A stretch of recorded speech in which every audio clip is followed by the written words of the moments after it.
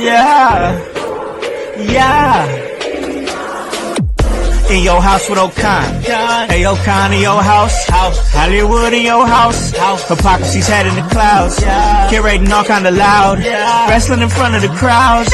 Paragon's holding it down. Anybody can get it. Josh Joseph standing on his decisions. He is the voice. There is no choice. We as them boys in your house making wrestling noise. Moving fast just like cruiserweight action. In your house is the perfect distraction. Pumpers in your ears when you in traction. Get this work with some wrestling action. Smoke. What is up, guys? What is cracking? It is the Con-Man, and I am in your house. You guys already know the vibes. Anytime we slide on through, we're here to give you that work when it comes to this professional wrestling business. And guys, you guys know what day it is. It is Sunday, fun day, ladies and gentlemen, which means we are chilling, we are vibing, we are doing our thing right here at In Your House, because you know you guys know we give you that unique content, and not just like a show or two shows or anything a week, guys. This last week we've hit you with shows every single day of the week. It really just speaks to the work that's going down right here at In Your House, and it speaks to the workers and the dedicated creators that come under this brand and come together and make it exactly what it is, and that's one of the hottest professional wrestling podcasts in the Midwest, the nation, the world.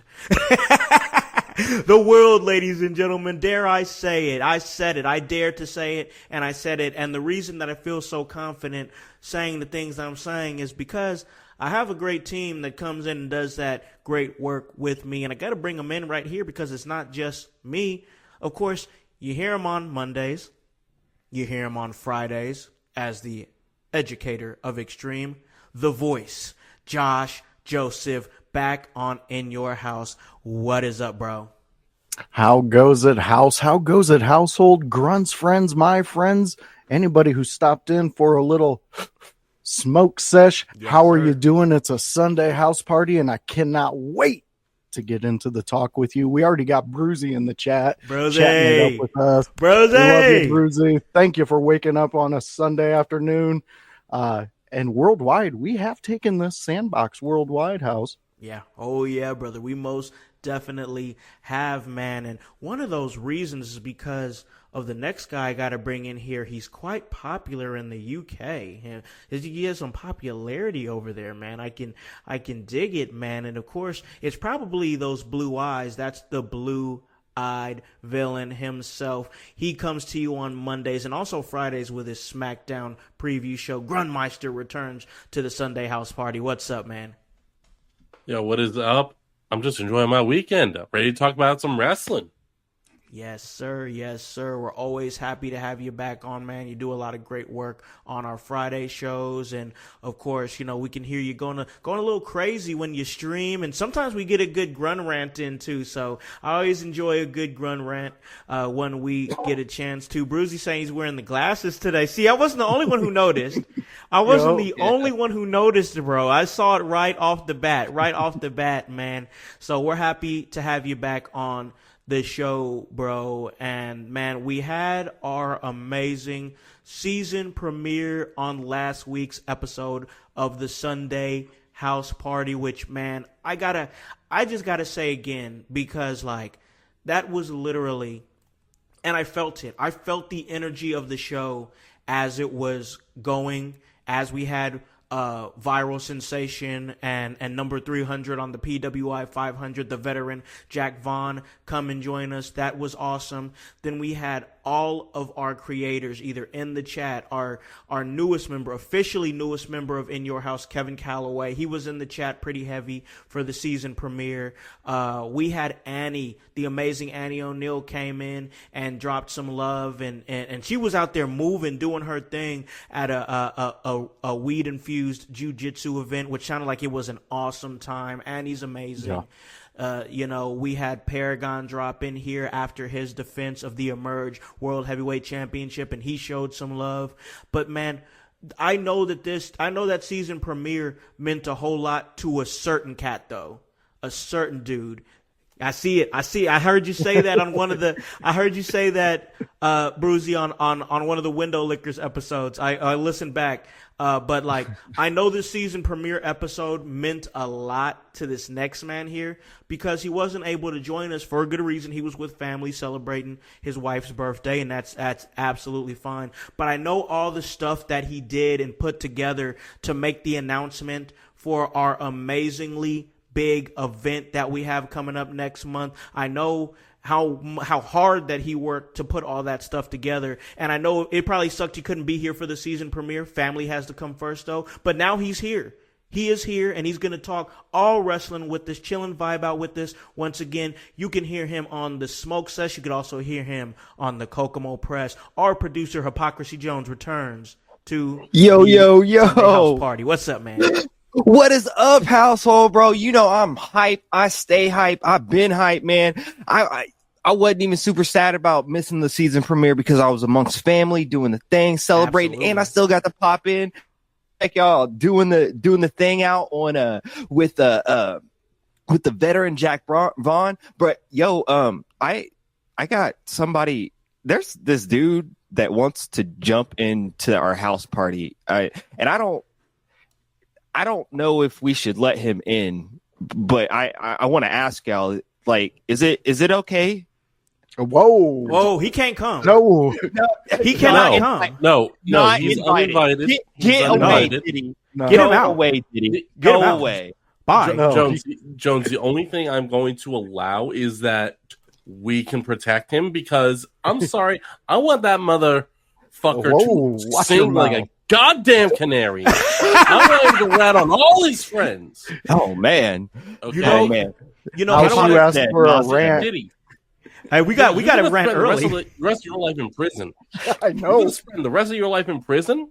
Ooh, grunt. Why not? Why not just the next 30 years, and you get to live? Yeah, just sell out. They gonna all give your him rich friends. They're gonna put him on an island, bro. They will put him on an island. Hey, you know, honestly, I was watching something on Facebook earlier, and it was from the Chappelle Show. It was when they were doing they were spoofing "Making the Band," and Chappelle was playing Diddy.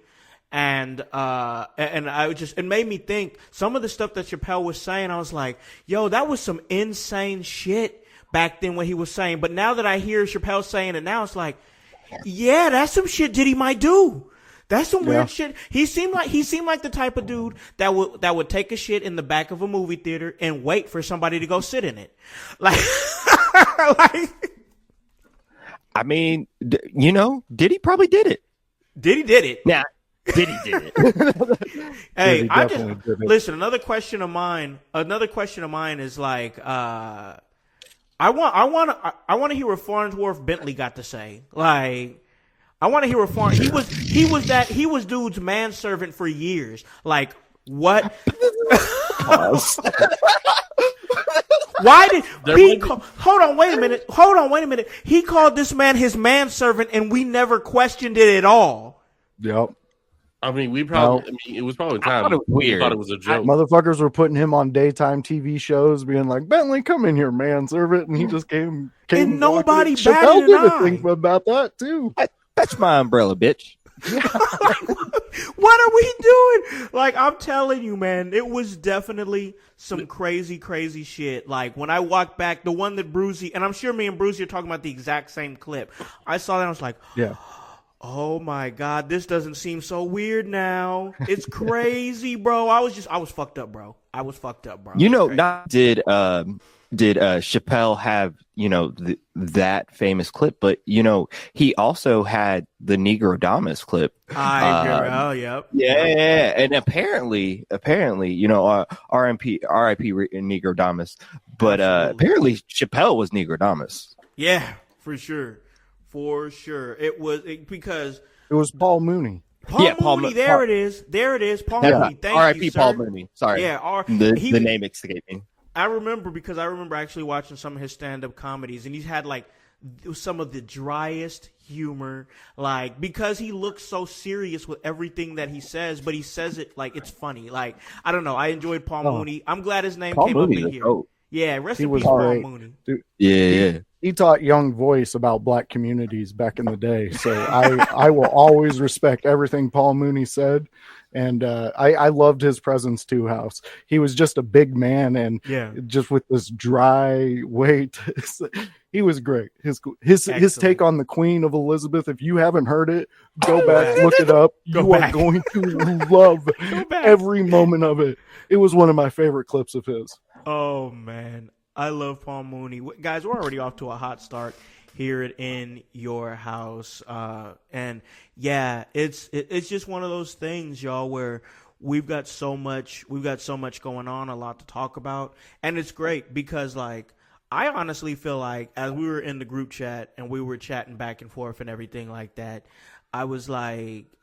we just kept getting dropped with news with like news link after news link after news link, and it's like there's just so much to talk about. So like we're definitely gonna talk the fallout of SmackDown and whatnot a little bit later on in the show, y'all, but there's just a lot of news to drop here, and it's hard to know where to start, but like where I want to start it at is we're seeing kind of a shift here with WWE, and one of those shifts are involving the hours, some of the hours moving. So, of course, we had the news come out a few weeks ago that Raw, starting in October, is going to be moving to 2 hours. And I really felt like that conversation was polarizing in a way, because I believe it was about 12 years ago when WWE went to 3 hours, and the product was in a place where it was stagnated. It was not as good as it was in like the early 2000s or even like midway through the 2000s. The product had stagnated, and so everybody was like, 3 hours for what? You can't keep us entertained for 2. So it was just a weird thing. And now here it is, all these years later, with all the regime changes. Vince McMahon is out. Triple H is in. Shawn Michaels is in, and I'm sure he has some influence. William Regal is back in. A lot of different names coming back in that wouldn't have been there if Vince had been there. So now it's like they're moving back to 2 hours. Now it's a very mixed. Mixed reaction, where some people are like, oh, that's probably a good thing. But then there's other people that's like, no, I like my 3 hours. So I guess I want to ask this, and also add into the fact that SmackDown is going to 3 hours. We found out SmackDown is going to 3 hours. I want to bring that up to voice, man. What are you thinking about the shift that we're seeing between SmackDown going to 3 hours on Fridays on USA, and now Raw is going to be moving to 2 hours for the remaining time that it's on USA, and we don't know what's going to happen after it goes to Netflix? Yeah, that's my big question there. What happens when this Netflix deal goes off? Do we have a 3 hour? Do they keep it at 2 hour? Because there's a lot more potential possibilities that you could use Netflix and their platform for a Monday Night Raw, in which leading up to Monday Night Raw, maybe we get an hour around 6 p.m. of matches that are happening or something like that, or vignettes or something going on. So right now, I don't like it because I love 3 hours. I'm a WCW guy. I love the 3 hours. I wish there was another competitor on Monday night so I could flip back and forth and I can really be in it. I'll call up Pizza Hut. I'll say, hey, do you still have the Bigfoot pizza? Because I love it. Oh, yeah. You don't? That's sad. But I move on. I just want more wrestling. And I like what Bruzy said here. Less wrestling leaves me wanting more. Yeah. And that's true. That's what it's doing. A good point, Bruzy. It's a very good point. And I also think maybe this is a USA being like, you know what, screw you. We want you off of our network for Raw. We don't want you on our Monday night. You're taking up 3 hours of our potential programming because I don't know what's there on USA. to watch. Like, I don't know. I don't watch it Rerun besides of Burn Notice. okay, Burn Notice. I hear I people don't like watch that nothing on show. there except for wrestling, bro. Yeah, exactly. I That think and that's Law my Order, I think point. Law and Order's over there. My mama used to Bring watch back Law and Order on Silk USA. Stockings. Yeah, I mean, when I was looking for a job and I didn't have one, I loved USA during the day because they showed the shows I loved. Yeah. But now that I'm an adult and I have a job, I only watch it for wrestling. Yeah. So again, until I know the Raw deal, who knows? But I do like SmackDown getting 3 hours because SmackDown, and I believe Jones said this in the chat, SmackDown is the more extravagant show. You have a lot more going on there. Right now, it's the one that's grabbing people's attention because of course, the Bloodline. You know, they are a huge portion of WWE. Whether you like it or not, they are. And 3 hours for them is very deserving. And I think it's going to go over very well for SmackDown. Yeah, I was very surprised to see that SmackDown got 3 hours. Not because I didn't want to see it, because sometimes what happens on SmackDown is that it leaves me wanting more. And exactly what Bruzy was saying. And also, I think this is a great opportunity to really fill out that women's division that's starting to really come together there on Very SmackDown. true. We're starting to see a lot. And we'll talk more about that when we talk SmackDown a little bit later on in the episode. But I'm just saying, I see something starting to fill out with SmackDown for sure as far as that women's division. I want to throw it over to Grun, get some of his thoughts on this shift in hours here. Grun, what are you thinking, man? Raw, 2 hours. SmackDown, going to 3 hours starting in January. What do you think? Well, it's like you said, when they initially moved to 3 hours, it was the issue wasn't that we didn't want more wrestling. The issue was that they couldn't keep us entertained for 3 hours and made the 3 hours feel longer. Mm-hmm. Nowadays, the 3 hours don't feel that bad. They don't feel bad at all. I think SmackDown will definitely benefit from being 3 hours long. Because now you're gonna get, because you have quite a few people on SmackDown that really don't get a lot of time Right. to keep themselves hot, to keep themselves over. It's I don't see why Netflix wouldn't want Raw to go back to 3 hours. I can't. So that's where I'm going to put my money, that they're going to have Raw go back to 3 hours, and it's just something with the USA Network. Because like Raw's got a lot of talent, and it's like everyone's become accustomed to 3 hours, the fans and even the wrestlers. So now it's like, oh, if they do cut down to 2 hours permanently, contracts are going to be terminated soon, and there's going to be a wave of terminations. Cut. Yeah, and no one wants to see Man. that. No. So, may I ask you guys a question? Sure. Do any of you guys have 52 hours a week to spare? To do what? To do what? Yeah, Yeah, that's the question. Yeah, well, that's the question. So the USA Network, they lost 52 hours of programming a year Oh. by losing Raw, but gaining SmackDown, right? So like they had to fill that 52 hours. What better way to fill that 52 hours is with more bring us back wrestling, keep that wrestling content there so that we can keep on playing reruns of Law and Order, Burn Notice, and then bringing back Silk Stockings. I'm telling you, they be eating off Law and Order, man. I swear. Anytime I click up on their Law and Order is on, bro. Talk about some Red Shoe Diaries too, man. We're just What the replaying hell? the old Law and Order stuff. That stuff was good. Man, what about Monk? I think Monk used to be on the USA Network. Anybody watch Monk? Yeah. Monk was Yeah, I all right. remember Monk. Yeah, I fuck with Monk. Yeah, Monk. Yeah. Cool. But that's my point. These are all business dealings. If I am Netflix, I'm not tripping over an extra 52 hours of content. You know why? Because I have all the content in the world. Yeah. Oh yeah. I don't have a lack of content. I also don't have to overly produce a live schedule, even if those are taped programs, even if those are running programs that are reruns of things like that, or broadcasting live events. Those aren't things that I really have to cover. I'm just jumping into this realm, so let me do these 104 hours of Raw per year live. We'll see how that goes.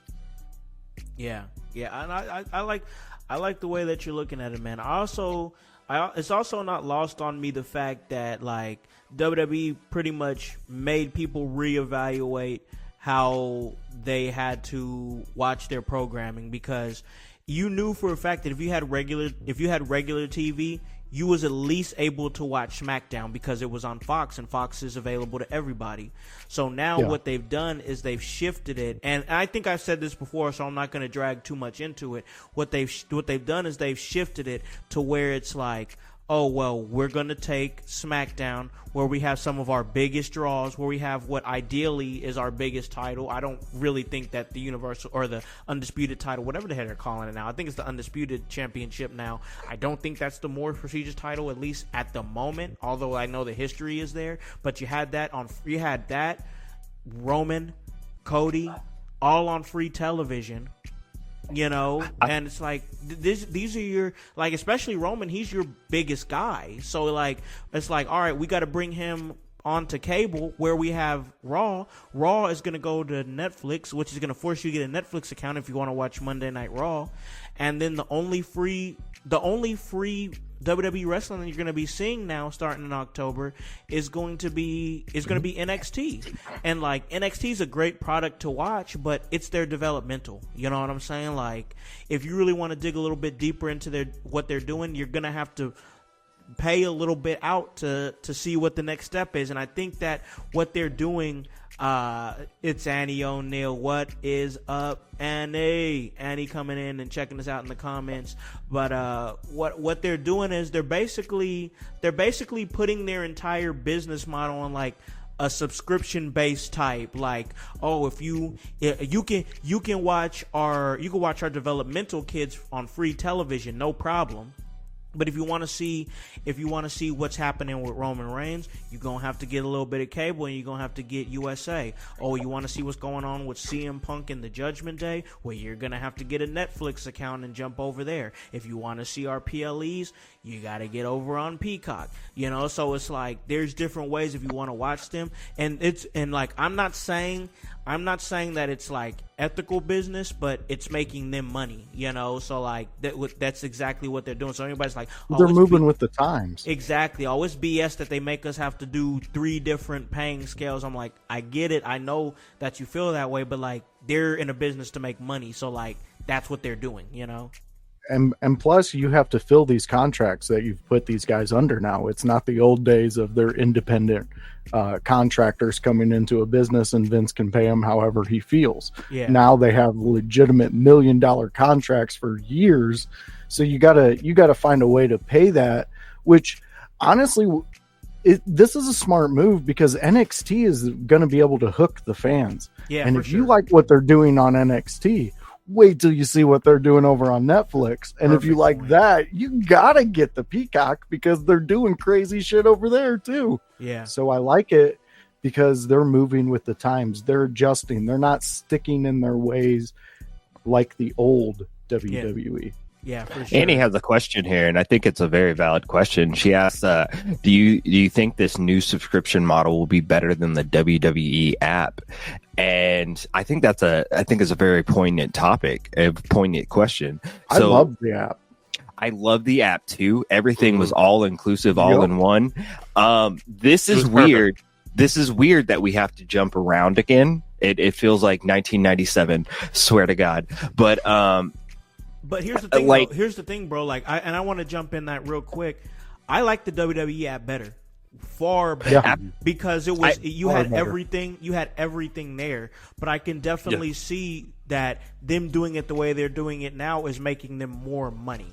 That's what I'm Absolutely. saying. Yeah. Absolutely. That $9.99 will only take you so far, right? But these millions upon billions of dollars that these networks and streaming apps are giving you might go a little further. Yeah, most definitely. It's crazy to think, but it's just crazy because I know what they're doing is for money. Remember when they first launched the WWE app and they were annoying with that WWE is $9.99, every single week, every single, and I'm like, oh man, it's crazy. Like I don't know, but man, so much going on, and it's making it worth. Like I know I've said it here on the show before. I had to upgrade my cable package in order to, because I had to have it because we follow wrestling. I have to be able to watch wrestling to follow wrestling. So like it really makes you think that what they're doing is definitely good for their business, but they're continuing those moves as well because not only are they're making it worth it because they're making compelling moves and doing compelling things on television. And one of those compelling moves that they made is that the news that came out and it broke a little bit on social media on some pretty reliable sites that the Lucha Brothers have officially signed to WWE. I'm honestly, I have my thoughts on it, but honestly, I really want to give this one to Grun because Grunmeister's been covering this story for like weeks and weeks as far as the Lucha Brothers coming to WWE. Now it looks to be official. Grun, what do you think? I think this is a very big move and a good move by WWE with them bringing in Penta El Cero Miedo and his brother Rey Fenix. You're bringing in two of the hottest luchadors in professional wrestling history since Eddie and Rey Mysterio. Like, I really want to name me. Like, there might be some people out there, a Commander or a Metalik, that can challenge, but these two, their in-ring performances and the little things that they do, the little things Penta does, like, these guys are two of the biggest stars in Lucha Libre ever, possibly. Yeah. And them going to WWE is big. Penta I think he's going to do perfect. I think he's going to fit really well into the WWE mold. I think Rey Fenix is going to be a lot of fun to watch. I think, and correct me if I'm wrong, but the one negative about these two is that their English is not great. Is that true, or I think that is true, especially about Pentagon. I think he still struggles with English pretty badly. Yeah, and I brought this up. Andrade had the same issue, which is why he was with Zelina. Yep, I remember that. But we've heard Andrade. His English has improved. He's come a long way. It's improved just enough to make him a cartel boss in WWE, bringing in two muscle, bringing in Penta and Rey as backup. Oh, God, now, I would love that faction. I think we are slowly going to see Legado del Fantasma turn babyface because Santos has been talking about legacy. All three of the men in that faction are second generation or third generation luchadors. Right. They are multi-generation. Their fathers or uncles or whatever were luchadors, and they pride themselves on living up on carrying their family legacy. Yeah. So I think we're going to see more and more passionate promos, passionate speeches from Santos talking about how much this industry means to him, what it means to his family. And we're going to see Andrade acting like a cartel boss, trying to make deals and try and muscle his way to the top of the leaderboard. Yeah. And that is going to cause a rift because Andrade is not being honorable, whereas Santos, honor means everything. That's heavy thoughts, man. I see it. You put some thought into that, bro. I can tell. I like it, man. And Annie brings up a thought here. She says, She says, would the language barrier still be an issue if they had a manager who could interpret? That's why I think one of the reasons why you bring in, why you have Andrade and put them with Andrade for sure. And then didn't they have a manager themselves who spoke for them? What was his name? Alex Abrahantes. There it is. Alex Abrahantes. I personally think if you brought him in, I think it would be great. He's a little bit. He can be a little. He's a little silly, but it's like he knew how to perform and how to present what Penta or Ray were saying in the correct manner that would get people excited about it. Yeah. I think you bring him in for sure. I'm gonna throw it to Voice. Voice, what's your thoughts, man, on the new signing to the company, Lucha Bros? I think this goes with everything that's happening right now. New. Yeah. And this is what the Lucha Bros bring. They bring a new energy to the WWE tag division. And I think, Grun, I know you stole my gimmick there, but that is exactly what I've been preaching about with Andrade and these guys. Once they hit the WWE, put them with Andrade. Make him that cartel's son and just make him just so annoying with his arrogance and everything, just to piss people off, because you have the Lucha Bros to come in and clean up the messes that you said. I want to see him look at Santos and be like, oh, heritage, oh, like you're the first one to be in the WWE and carry a name, carry heritage with you. Pincha puta. I want to see him say that right to Santos' face, and Santos be like, oh.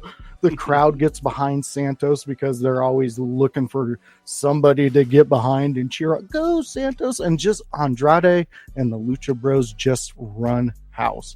I want to see them be aggressive terrorists. I want to see them come in and bring legit cartel terror to the WWE tag team division, because that's how you're going to get the best out of every single one involved. And if you need a mouthpiece, bring in somebody. Bring in their manager they had in AEW, or let Andrade show you what he's done, how he's evolved, how he's become this guy I speak highly of every goddamn show I'm on, because I see it. I see it. I've seen it for over a year now. Andrade is what this division needs. It needs this new, because I mean, just look at him and Hayes. They're still going. Carmelo is still attacking. And I said it. A best of 7 is what that series needs. That's exactly what you've been calling that whole series since like the very beginning. You were on the ground floor of that one, bro. I'm telling you, when I seen Andrade coming in there and then I seen Melo and him link up, it's like when you see one of us and what our potential is. Seen the potential in that. And I see the potential in the Lucha Bros if you play the cards right with them. And putting them with Andrade. Go ahead, Jones. I can see you. Oh no, you're vibing. He's Never vibing, mind, bro. Jones. My man. He's vibing. I thought he was getting right up to the mic, ready to cut in. But Lucha Bros. I love this. I love what they're doing, and I cannot wait to see them. And it's going to be a fantastic move, no matter what they do with these guys, because they have the talent to carry whatever WWE throws at them. Yeah. No, great points made by the voice, Josh Joseph. But a lot of great points. And, I really feel like that because the rumor is that they're supposed to be going to SmackDown, which I think is just the perfect spot for them. Usually, I don't know why, but I see them and I just see SmackDown written all over them. I don't know if it's because Andrade's there and we all feel like this is what's coming, but SmackDown just written all over them. Annie makes a good point and says this gives solid opponents to American Made. Annie made a point that she would like to see American Made's next feud be the LWO. America versus Mexico type vibes and everything. And I thought that was a really solid idea by Annie, for real. I would actually like to see that. And it actually gives LWO something to do, because they so sorely need something to do right now. And American Made, they need factions to go against. I think that was a good point.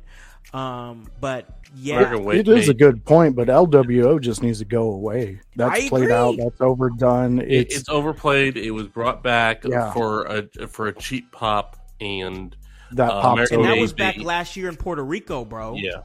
Exactly. And it's cool. It was nostalgic, and we got to see Rey Mysterio for a little bit longer. Yeah. But like And we that, got to hear Eddie's music. yeah, for a that little bit. wave is done, mellowed. Ain't no surfing going on here. It blows my mind that they've kept that stable together this long after Backlash in Puerto Rico. Well, think about all the people they've gotten rid of. Let's point out something. Who did that faction help? Who is better because of LWO? Nobody. Nobody. Do we have crickets? Nobody. You've had Joaquin Wild and Cruz del Toro Cruz del Toro, for almost 10 years, and pretty much the entire time they were on NXT and not taken seriously. Yeah. Listen, when I see them come out, I'm like, well, are they about to lose? And I hate that because they're both very talented wrestlers. But like, if you're gonna keep the faction around, if we have, because I'm on the side with you, Voice, where it's like, what do we even have this for? Like, if we have El Gato del Fantasma, and we're about to have whatever this iteration of the Lucha Bros and Andrade, why do we need 3 Hispanic factions, and that's not no disrespect. I'm just saying, why do we need 3 of them when the one that we already have is trying to work their way back up the card, because Phantasma has been like, and we don't know what Andrade and the Lucha Bros is going to be, but I can see it being possibly one of the biggest factions on SmackDown. It's always going to be number 2 or 3 as long as the Bloodline is around, but like it's going to be something solid and cool. So like, why do we even have the LWO? But if we're gonna keep them around, I still agree with Annie where it's like, that's a good next faction opponent for American made. But yeah. I want to ask Jones here, man. The signing, it happened. Lucha Bros, they're coming. We're gonna see them pretty soon on SmackDown. What you think, bro? Yo, I dig it. I also I can't wait, like most people, for them to join the LWO or whatever Mexican Latino faction that they make. Stop it. What? No, we are not with that. We're not doing the truth. We're not speaking that into existence, bro. I'm just speaking the truth. I'm just saying this probably going to happen. You know, Triple H is going to have a Vince McMahonism and be like, "Hey, let's put all these over here." Viva la raza. Wow. Here's probably what's going to happen. Ray's probably going to come up to them on SmackDown because who cares, and say, "Welcome to the WWE." They speak Spanish to each other. Alex Abrahanez walks into the scene. He says, "Ray, I don't know if you understood that because he's gonna be an asshole." Can I? One thing with the language barrier. Now, I know Phoenix does not speak very, very great English, but I don't think that we've had that issue like with groups like Damage Control. We've seen Io and Asuka be able to even speak broken English, but give us more passionate promos in their native tongue, and it feels more authentic. And it even if we don't know what they're saying, like, because we're stupid Americans, like, it doesn't matter because we know what they're saying is, "Hey, you either have something that I want and I'm gonna whoop your fucking ass, or I'm fighting for this." It's too easy. It's wrestling. Yeah. So that's why you have Andrade in the front. So, okay, here's what I would want to see. Here's how I would do it if you're having, because Grun mentioned like some sort of meeting between the Lucha Bros and Rey Mysterio backstage. What I would be like is like have them like, "Oh, and look who's here in the crowd. Rey Fenix and Pentagon Jr. recently signed with WWE." And then what I would do is I would have them in the backstage area during like a backstage promo, and like they would just be sitting over there. They had just had a conversation with like Nick Aldis or something, and Nick Aldis leaves, and then they cut the camera over where Rey and Pentagon are at, and then all of a sudden Mysterio walks into the frame, and he's like, "Hey, I just want to welcome you guys to the WWE. You know, only Ray can. You know, he's real soft spoken with how his words are and everything. And he puts his hand out to try to shake his hand. And I wouldn't have Pentagon or Ray say a thing. I would just have Pentagon walk right up to him as he's shaking his hand and look at his hand, and just be like, boom, hand signal right in his face, walk off, show a sign just like Rey Mysterio. I don't give a fuck that you're Rey Mysterio. I don't give a damn that you're Rey Mysterio. Like, boom, to me, that'd be like, ooh, that's like smoke right off the bat. And they don't have to say a word. Just do the hand sign in his face, boom, walk off. I don't fuck with you. I don't care who you are. So I think he would only need to say two. He would need to say 2 words, only because the hand thing, like, we know what it means. People that watch the new know fans, what it means. Yeah, the new fans. They won't. They're like, what the hell is that? So yeah, we're gonna have to hear Penta say "Cero miedo." Yep. While leave it at that. While Ray's gonna know what that means, commentators say, ladies and gentlemen, that means 0 fear. I like that better. Penta, that was. I think during that we would have enough crowd interaction that the crowd would just be like "Zero, miedo." Yeah. I don't know. I like that and then they idea, chuck though. Ray into the semi like a long dart. I mean, we know we're all in agreement. They're going to have some sort of segment. College CW. I remember that. I just bring that back because that. Yeah, I'm gonna be real. I just want to see Penta and Phoenix. I want to see them come out, stand dead ass in the center of the ring, just be like, "Hey, we are here to talk to the tag division." Have the entire tag division come out. 0 miedo. Brawl ensues. Somehow they stay on top and walk off. I'm like, this is going to elevate, even if that maybe undermines the tag teams for a little bit. Like, it encourages these tag teams to step up, and that's what we've been seeing from tag teams in WWE. We've been seeing them step up. We've been seeing them get better each and every week. I agree with that. I definitely agree with that. The tag team divisions are starting to heat up, and I'm noticing that, and I'm seeing that, and that's one of the things that's making SmackDown good to me is not just the focus on like the World Heavyweight Championship scene or whatever your blood feud is or your mid-card title. For me, it's the focus on what has been a very like so. When we saw the women's revolution, it was mainly just like we don't want to be seen as objects anymore. We want to show that we're legitimate athletes and yada yada. And we saw that. We saw them have some of the best matches and be put in the forefront and yada yada yada. But one other thing that they were being criticized for was the lack of storytelling. And one of the things that I think that is really getting fixed on WWE, and we're seeing it really start to come together on SmackDown, is the women's stories being told. You know, once again, we're going to cover that on the other side of the break. When we talk SmackDown, we talk Nia Jax and we talk Michin and Chelsea Green and Tiffany Stratton. A lot to talk about, ladies and gentlemen. The women's division is, but it's also the tag team division, and it's showing.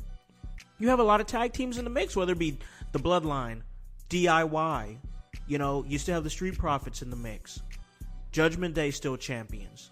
You know, there's a lot of things that are in the mix right now, but specifically on SmackDown, a lot of focus on the tag team divisions. They're looking stronger, and it's definitely something that is great to see, man. And once again, a lot of things that are going on in wrestling, and we talk about all of it. We're going to take a break here in a little bit, then we're going to talk some SmackDown. But before we do that, I wanted to talk a little bit about a promotion, GCW. GCW, Game Changer Wrestling. I know a lot of people who have worked there, many people who have worked there, and it's normally a very solid place to work, and you know, every promotion has their drama here and there, so it's like it's not new, but some things going down with Zillifah 2 of the Bloodline, of course, the Samoan Dynasty. Something went down. I guess he was supposed to be appearing in Philly. And something went down that he won't be appearing on the show in Philadelphia or any GCW shows for the foreseeable future. As you see the tweet here from Game Changer Wrestling, we tried our best to avoid the situation. We had to we reached an impasse. We wish him the best, and they announced a replacement. So, okay, I didn't want to dig too much into it and make this a big old thing or anything like that, but I did want to talk about it. Zilla Fatu, its word is that he changed the rate. I don't want to put any numbers out there. I'm not going to do that. That's not what I do or what I stand on. But apparently, a rate was changed, and it was much more than what was agreed upon. And this was changed at very short notice, very short period of time. And ladies and gentlemen, this is all stuff that I've looked into and I've been passed on to me. So if there's anything that you know that's more than me, then you can fill me in. But we got to cover it, and we're gonna cover it. It sounds like to me, Zilla Fatu hit him with a FU rate, like a fuck you rate. I don't know what happened. I do not know the details of why it changed or anything like that. But Zilla Fatu is somebody who's coming up in the business. I've got a chance to work. I've got a chance to work with his family. Of course, I've worked with now known as the tribal chief on SmackDown, Solo Sikoa, and I've also worked with Rikishi. So I know the family. I don't know him pretty well. I'm not going to say I'm best friends with the family or anything like that. But, Zilla does lightweight kind of have a reputation on himself as he came into the business of some legal trouble, some issues with authority. He had some issues with Booker T at some point.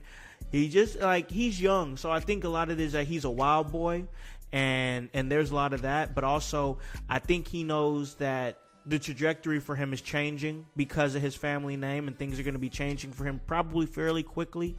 But yeah, I hate to hear stuff like this because it really just sounds like it was bad business that was being done in the background. Hype, you heard about it, man. You kind of saw it. What are you thinking from your perspective and what we see? We can't really talk about stuff we don't know, but from what we do know, we can talk about that. Well, I mean, I don't know what I don't know, but I know if man's rate is going up and he says, "Hey, I need to get paid a little bit more," I don't know. And listen, I'm cool with people get your money. Get your money. Yeah. You got to be reasonable. Yeah. I mean, reasonability is a thing. But I'm sure he has smart people in his corner saying, "Hey, you're worth this much at this point. Hey, you've raised your stock to be this much at this point." And you know how that stuff goes, because sometimes maybe you don't have the right people in your ear telling you the right thing. Yeah, that definitely at the happens. right time. So maybe it's a situation of that, but also I don't know, mate. I don't know. I try not to err on the side of being mad at the performer. Especially an independent wrestler, an independent contractor. I try to err on the side of caution of placing blame on them. But also GCW is a very well-known, very well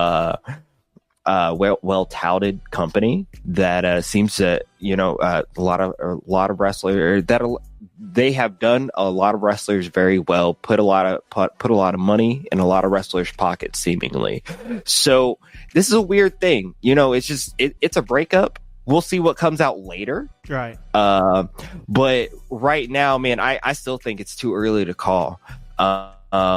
Because I think right now we're hearing everyone else's gossip and not the gossip from the source. And like we see on Twitter here, there are people that are upset. They say, dude is so unprofessional as it stands. I hope he fixes his shit.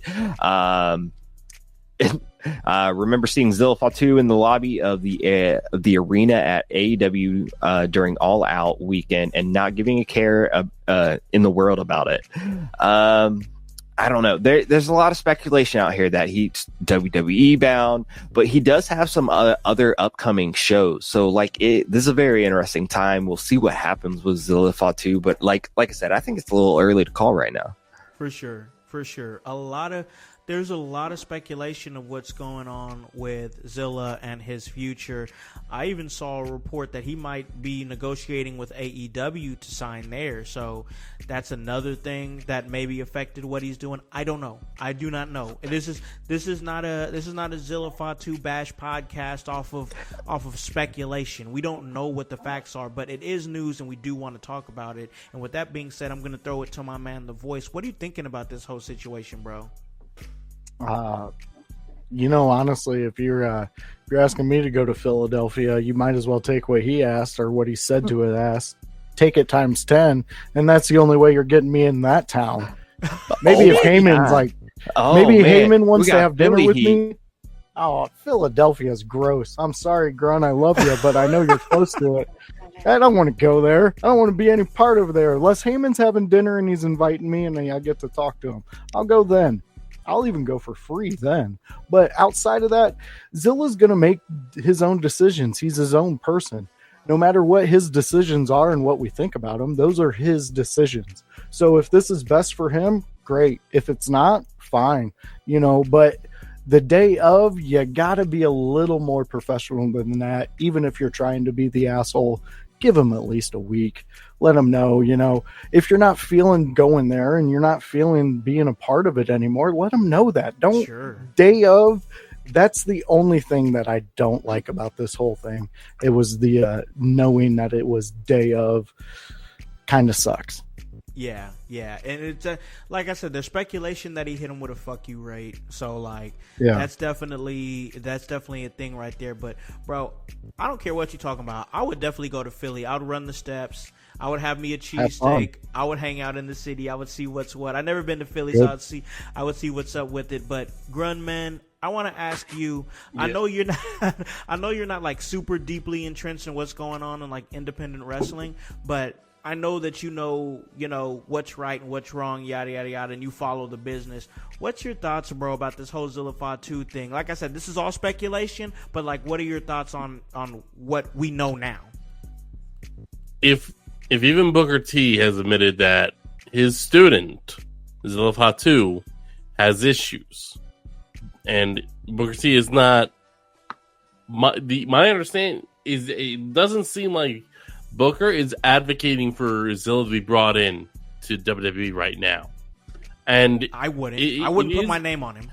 No, and I think what we're seeing is Zilla he is seeing how much recognition, he's seen how much name value the Fatu Anoa'i Maivia family tree has right now. Yeah, and he thinks that because he's young, because he's Umaga's son, that he is going to be rated higher, even though he's been doing this maybe a year and a half. It hasn't been long.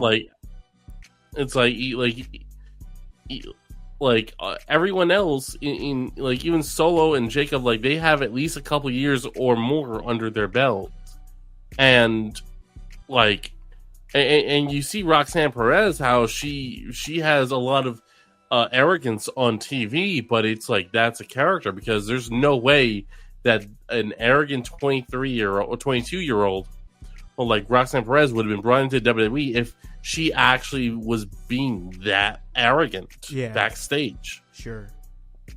So it's like, Zilla, like I'm glad to see that you think you're worth this much, but dude, you have got a giant chip on your shoulder and you have not earned it. Well, can I ask a quick question from everybody on the panel? Sure. Does this not feel like maybe this wasn't Zilla's decision to join in with wrestling? Maybe his family said, hey, you got some shit going on with your life. See how it's worked out for your other relatives. Maybe you make that step and you go and do it. And then he's getting hit with a little notoriety because of his name, because of where he comes from, because of who made him. So I don't know. This is a very confusing story with this kid, because right now you are one of the most sought after pieces of a puzzle to go into one of the hottest storylines ever told in the WWE. and it doesn't seem like you have a passion for it. Jacob, you can see a passion for it. You can see his excitement when he's in there and he does something big and the crowd reacts. I mean, for Christ's sakes, look at what they did to DIY. I know we're going to talk into SmackDown later, but Jesus, the dude in his foot is still broke. Are we still not on this? And he's still running at a high level. This dude is it seems like he wants it. This is what he's meant for. Zilla, I'm not sure if I feel that from him yet. Sure. No, that's fair. I think honestly that's honestly a fair assessment in my opinion, because you do get and some of that stuff happened with Solo, it happened with Jacob, and now it's happening with Zilla. They all get themselves in some trouble because they have all this extra aggression and shit like that because they're Samoans and they got all that extra aggression, so they get into some legal problems and get into some trouble and stuff, and then somebody in the family gets in their ear and tells them hey, you need to focus all that aggression over here. Get into the family business and all that extra stuff will figure itself out. But you gotta get this extra aggression out because you're naturally aggressive because of your heritage, respectfully. But it does make you call the question, is there an actual passion there for it? Are you just doing it because this is what auntie or uncle told you to do, to try to get you? And I'm not saying that he still can't grow into a great professional wrestler. I'm not saying that he can't learn to appreciate it, because look at Randy Orton. Randy Orton was brought into the business and he had all the tools and he kept fucking around and messing up and getting himself into trouble until he finally figured it out. That's not to say that Zilla can never figure it out, but I think there is an honest point to be had to question his actual passion for the business. Jacob has passion right now because he's like the Heath Slater of the family because he got all them damn kids. He got 7 kids, bro. 7 kids. No, he got. I heard 15. Damn. What the hell? He got a whole lot of kids. Zilla's young, bro.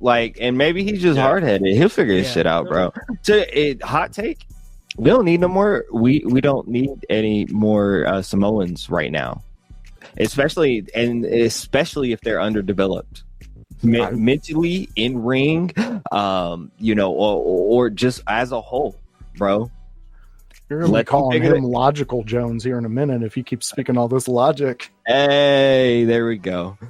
Hey, we dig it. But only thing I got to say to that is, man, you don't want no more Samoans in for all. That's too damn bad because there's 1 million of them just flowing through that system, bro. I know. I know. The market is saturated with Samoans, but that's what I'm saying, bro. That there is a huge supply. We need to lighten the demand for them. No, on some real stuff. So we can't just be having everybody's brother, uncle, sister, auntie, father after the surgery, before the surgery, post surgery. I don't care. We can't be having everybody in here just being I'm in the bloodline now. Put me on TV, give me some money because you're taking other people's jobs, and you better be good at what you do, and you better be on your shit. And Zilla ain't on his shit right now. Hey, no, that's good. I can't. That's facts. That's facts. I can't say nothing past that. Logic. For real. Grun, you had a thought. Go ahead and hit us with your thought, and then we got to hit a commercial break. The only thought I had is that Hikuleo is already reportedly signed to WWE.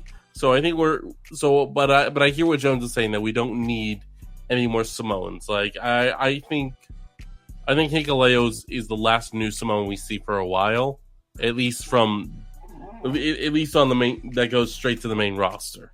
Sure. I'm okay with Hikuleo. And I'll be saying if they go to NXT or something like that, then that's fine too. Let them develop there. Actually let them develop. We know Solo got fast tracked. If you want to have the Samoans down there, and of course Ava's doing her thing, and of course she's of that family, but she's the GM and that's the role she's meshed into. But if you're gonna actually develop them, let's actually develop them and put them through the WWE system. How about that? Could you imagine the Solo bloodline faction going down to an NXT, sitting front row and watching Hikuleo in the ring, almost scouting him for their side of the family? I think that would be a really cool. I actually wouldn't hate that. Yeah, I think it would be awesome. And plus the fans would love it. To have the bloodline just sitting there watching, it would be cool. Yeah, Most definitely. I dig that. Most definitely, I think that is a good thought. And we're going to keep the thoughts going because we're going to talk some SmackDown on the other side of this break. Yo, yo, yo, yo, yo, what is up out there? My name's Hypocrisy Jones from the In Your House podcast and the Kokomo Press, bro. And I'm here to tell you about a party, bro. November 30th in Kokomo, Indiana. It's going down at Outhouse Records as the In Your House Wrestling podcast hosts a live house party, bro. This is to celebrate and watch WWE Survivor Series War Games. And, bro, we're about to make it lit. This is going to be the best wrestling party that you have ever been a part of in your life, bro. We're going to have wrestling games. We're going to have wrestling karaoke, wrestling themed costume contests. Bro, we're going to have prizes to give away, over $1,000 worth of them. Bro, it's about to be lit. Kokomo, Indiana, November 30th, Outhouse Records. Be there for the party, bro. Exciting things are happening at the Kokomo Press. Yeah, very exciting things. Not only are we bringing you comedy shows, an open mic once a week, skits, videos, funny jokes on our page, and satire news stories, but now you can support us by going to kokomopress.shop. It's that simple. You go to kokomopress.shop, you find a t-shirt, you find a hat, maybe in the future some stickers and some posters. You go on there, you buy one of those from us, and percentage of the proceeds will go to us and help support what we do. We appreciate every person who just likes, subscribes, does all that. But if you go to kokomopress.shop and you buy something, we'll know who you are. You send us a photo of it. We will post it on our page and shout it out. Thank you so much. Go to kokomopress.shop, buy all your shirts and hats needs, and support the Kokomo Press. Thank you guys so much. kokomopress.shop. Hello everyone, it's the Pope Elijah Burke, founder and president of the Love Alive charity. I wanted to take this brief moment to share with you my charity's continued humanitarian efforts to positively impact the impoverished communities in and around the greater Jacksonville area. This cannot be possible without your support. If you'd be so kind, please take a moment to visit our website, love-alive.org, to learn more about the charity and its mission. Also, feel free to donate to our 501c3 organization that operates off of the donation of the public, which is you. Whether that be by website or via Cash App, $1 help makes a difference in the lives of others as we continue to positively influence many people by being the change that we wish to see in the world. Welcome back to In Your House. And of course, I am the concept, Alakan House, and I'm here on my team. We are talking some wrestling. We talked a lot of news, and now we got a lot of SmackDown that we have to talk about. And of course, when we talk SmackDown, I always like to get thoughts from the guy who covers SmackDown, and that is, of course, the Grunmeister. So I want to ask, what were your overall thoughts about this SmackDown, bro? This week's SmackDown, overall, it was good. You had the opening match being the United States Championship match between LA Knight and Andrade, where we learned that Andrade has a name for when he does the message from the second rope. It is called the final message, which I like the twist. I like it. Fortunately, he did not win. He did lose to LA Knight. And now we're gonna have another match between him and Mello, which is going to be it should be very good. And I am hoping that the seventh match will be some sort of stipulation match. That'd be sweet. Where like Iron Man, Last Man Standing, like something that would prove who's better, who's tougher, who has what it takes to be a champion. The Roman Reigns Cody Rhodes segment, I will say, was very visually stunning. It looked great. I feel like they could have done the exact same thing with an in-ring promo. Yeah. again, it was visually stunning. It looked awesome. It looked really cool. It was a fantastic cinematography. It was fantastic editing, fantastic everything, production. It was awesome. But I felt like they didn't need to go that overboard with the presentation of it. Yeah, there was something, and I think I said that in the chat. I think I said it in kind of voice, kind of jumped on it too, where I was like, man, they're kind of doing too much on this one. And like, it was the whole intro with the music and everything, and I was just like, it's just too much. But like, when they actually did the actual in the middle of the field thing, like, I thought to myself, I was like, man, this is well done. This is different than what WWE normally does, so I like that. Once again, I think it was a little bit too much, but from the meat and potatoes, the actual promo they cut together, it was really well done, and it really tied together why they're working together, because there's a lot of people that was questioning, why would these guys be working together? Why? But if you're paying attention, you know that the bloodline is still running rampant over SmackDown. You know that Cody Rhodes is the Universal Champion, and he knows exactly what Solo is coming for. Why would they not run rampant in this way, to try to get to the title? And also he realizes that Roman is a man without a country. As he said himself, he is a man without a country right now. It's going to be beneficial for him to get some allies. It's good that they have an understanding that we're not friends. We're doing this. We're doing all this to dispatch this bloodline, but when this is all over, I'm coming back for you. I'm coming back for that title. So once again, there's definitely some critiques in there that I think that are warranted, but my honest opinion of it is the promo got across what it wanted, what they wanted to get across, which is exactly what needed to happen. The cinematography was wonderful on it. Roman looked legitimate. Cody looked legitimate. Once again, maybe too much on it. This could have been done in a ring, but I understand why they did it this way, because sometimes you have to make things different. Sometimes you have to make things unique, and I think that's exactly what they went for with the way that they did this, was to make this unique. Voice, what are your thoughts on the promo between Cody Rhodes and Roman Reigns? I thought they, like you alluded to, cinematically, this was a beautiful piece that they put together. I mean, were they in 16K when they were circling around them when they were talking? It was very well done. Sure. But you don't need that many Escalades. You don't need Cody driving up. You don't need to be in Georgia Tech Stadium. I get it. It's cool.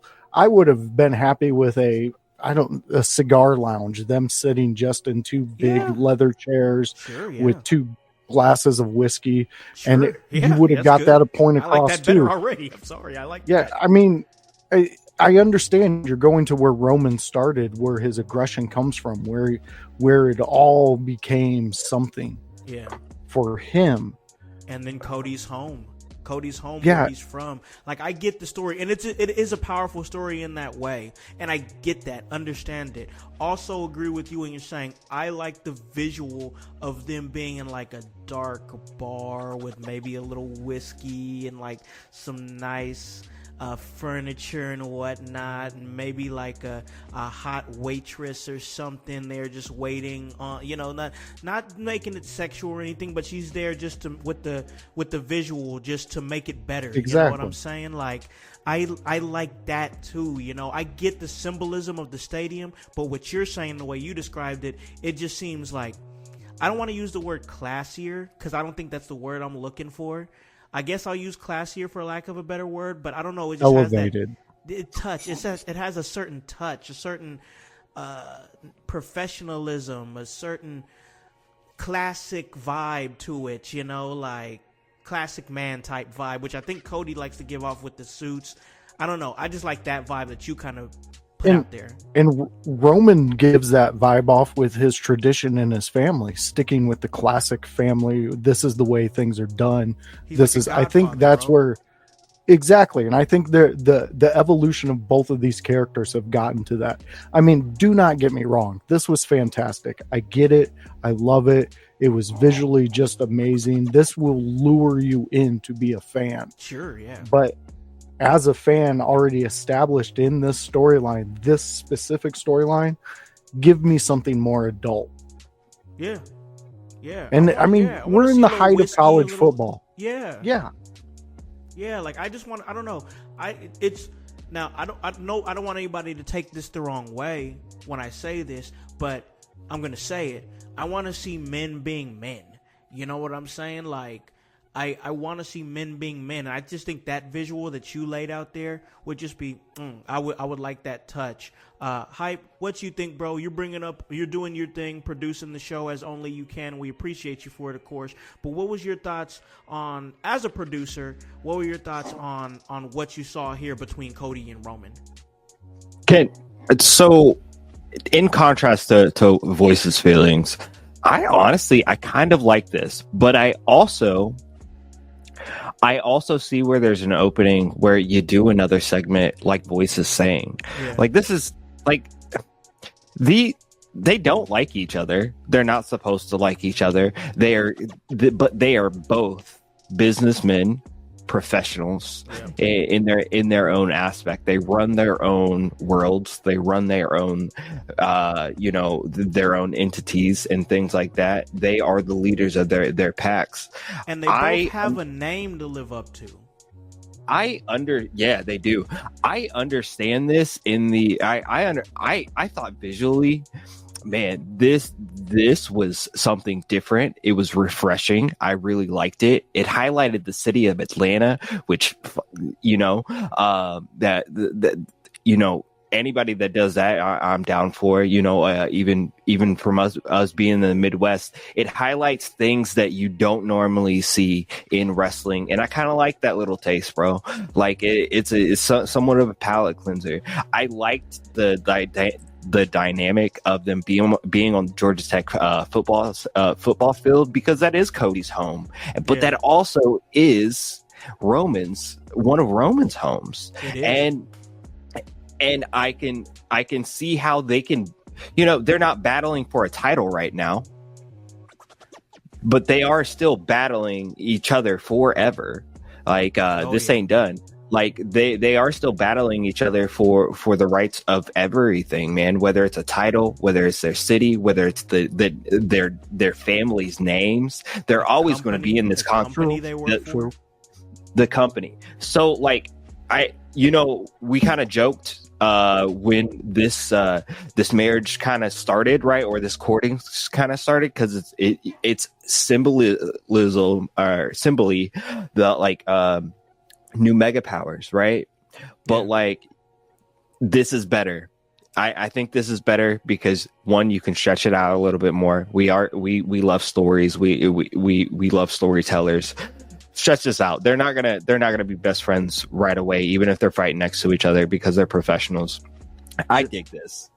Can I interject something though, Jones? Absolutely. Would you have not got the same, if not more of a feeling? Let's say they did this in Georgia Tech's weight room, and in between sets they're saying those things to each other, but they're working really hard because they have a battle to go against with each other. They have to team up. So like a segment where they're actually like working out together.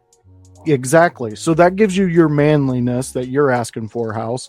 That gives me my different view, because if you're going into battle, why are you meeting at a football field to talk about it? It's a parlay. Meet in a place where you're going to prepare for that battle. So you know what we're going to get there. I still think we have room for these things. I think we can still get to that, but like what it gives me is like, if I saw those two actually working out together, like you're saying, it would give me like Goku and Vegeta type vibes. You know what I'm saying?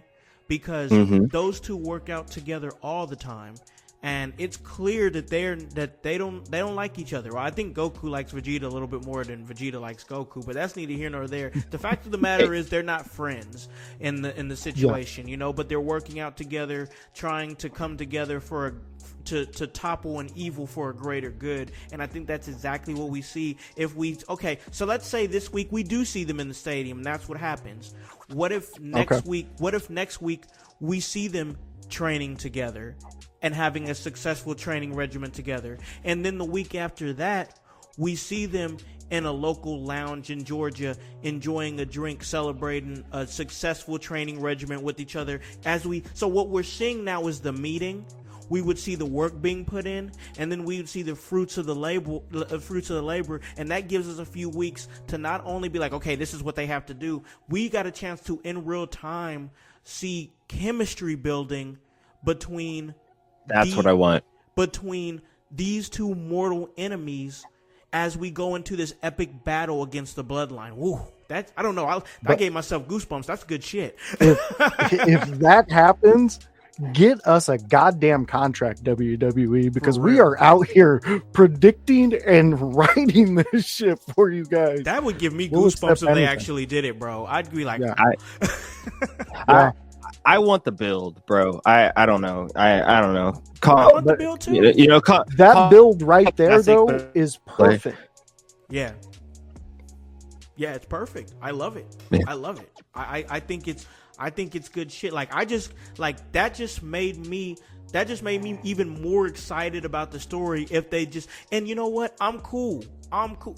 Annie knows. She sees it. Yeah. She sees it. But that would make me even more excited for the match if they did that. And that's the honest truth. So would this give you you believing more in Cody's championship run? So that's an interesting question, because obviously he's not defending the title, but he has the title with him when all this is happening, which I think will make him a more compelling champion. Like, the title defenses are already there. The issue isn't, is he defending the title? The issue is, why isn't he like the most talked about thing that's going on in wrestling as the champion?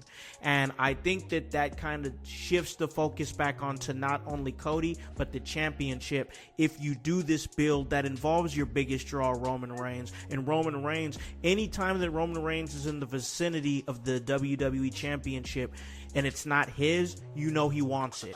And so there's that magnetism there that, yes, I truly do think that this has the potential to elevate Cody's title reign. I agree. I love it. I 100% agree, actually. So beautiful. That's my thoughts on it. I thought that it was a really good segment. Well done. I hope they build it up a little bit more. But I want to talk about another thing that was well done from SmackDown. And man, that was that United States Championship match between champion LA Knight and Andrade. Andrade is just such an incredible in-ring competitor, and it just seems like he can pull the best match out of anybody. And it's not taking away from Carmelo Hayes, it's not taking away from LA Knight or anybody else that he drags the best out of. It's just Andrade forces something out of people, and it's so clear to me now.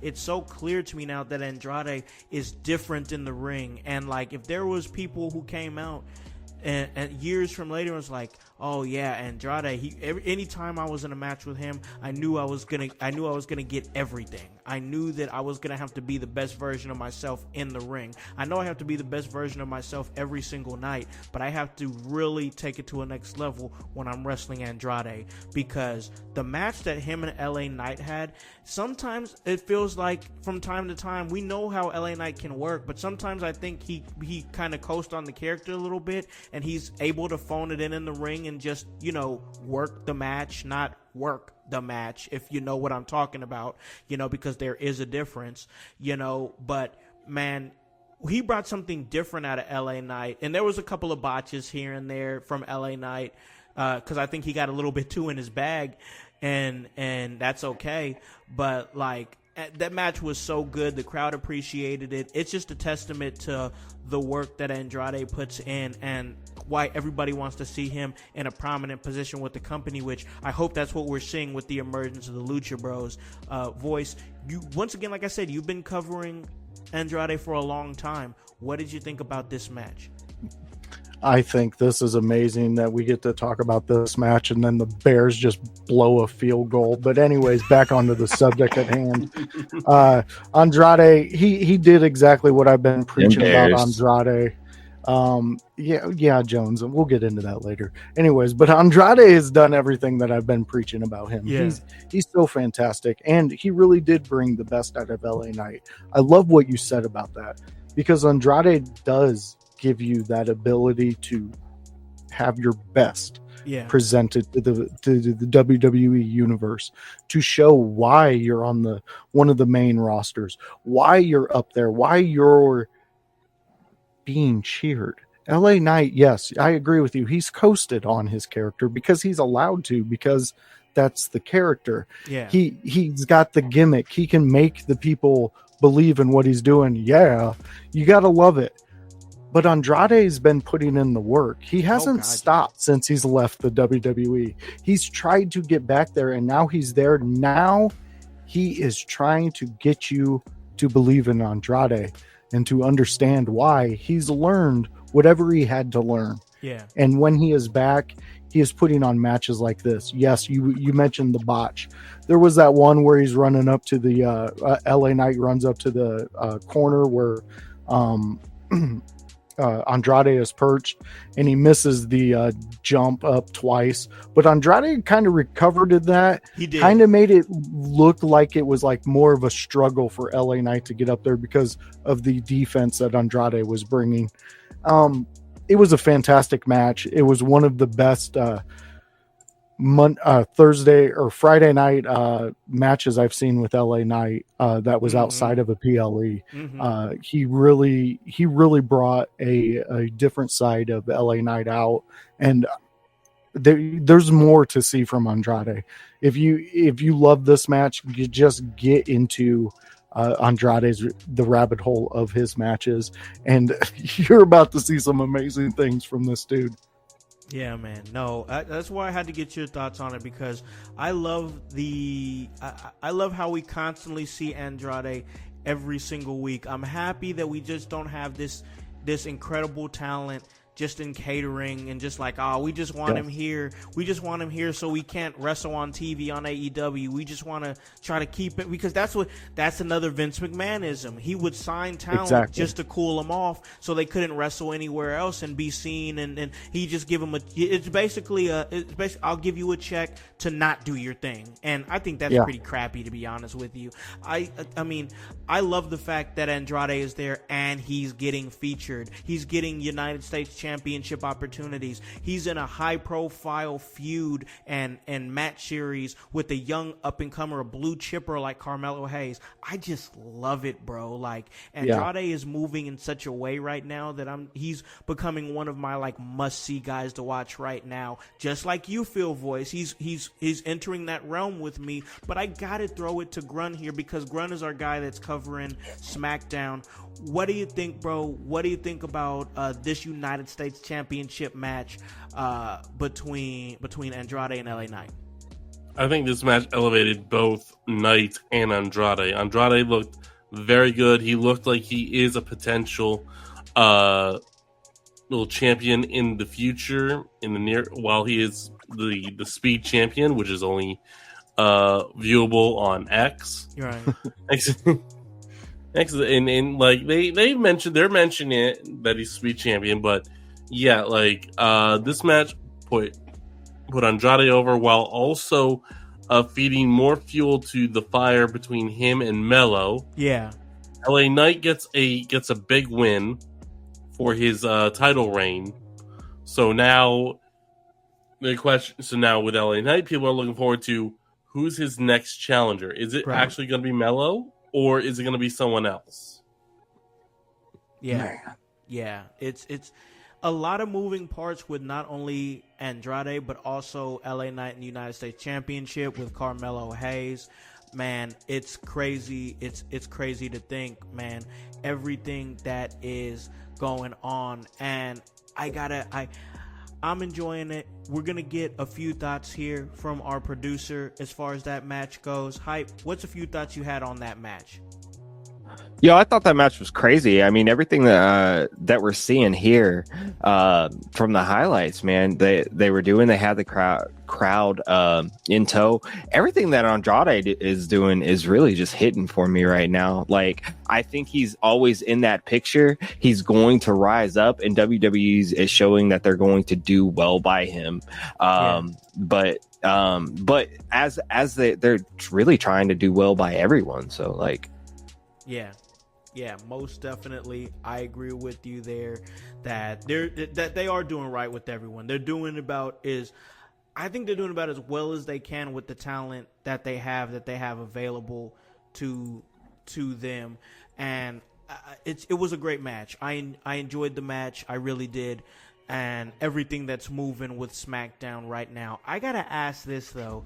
What are we doing with Giovanni Vinci? I don't get this at all. So that's going down. He took another loss.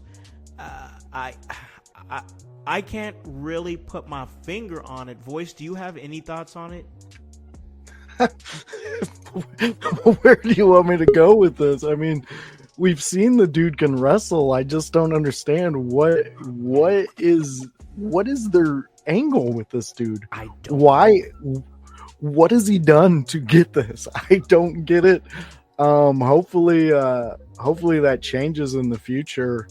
As of right now, though, it's like the first match he had, he didn't even get his whole attire off. He didn't even get his jacket off, bro.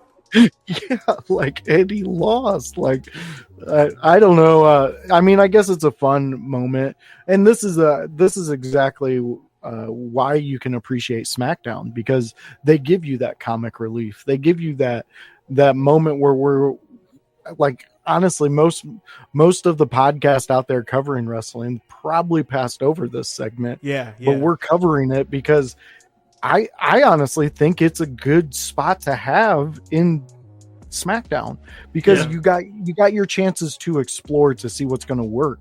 Is this going to work for him? Who knows? Because I mean, look at Baron Corbin. Could you have said his start of the WWE, you would have predicted where he is now? No, I wouldn't have. No, but I mean, it's working for him, and he's a feature to watch too. So this could work, this could not. But if you want me to have an actual opinion on it, I don't know what they're doing here. But I'm tuning in and watching it. I was interested to see if he was going to get a win, or if he was even going to get, his jacket off this time, or was he even going to come with a jacket? Right. It was crazy, man. Like, I don't know, but I get the vibe that you're saying, where it's like it is a chance for them to do something different. Not everything needs to be serious, tough guy wrestler. Some things can be fun. That's why wrestling is everything. So, like, I don't understand the direction with it. Maybe there is no direction with it. Maybe they're just fucking around just for the sake of it. I don't know. And sometimes they will do that. Sometimes they will, but yeah.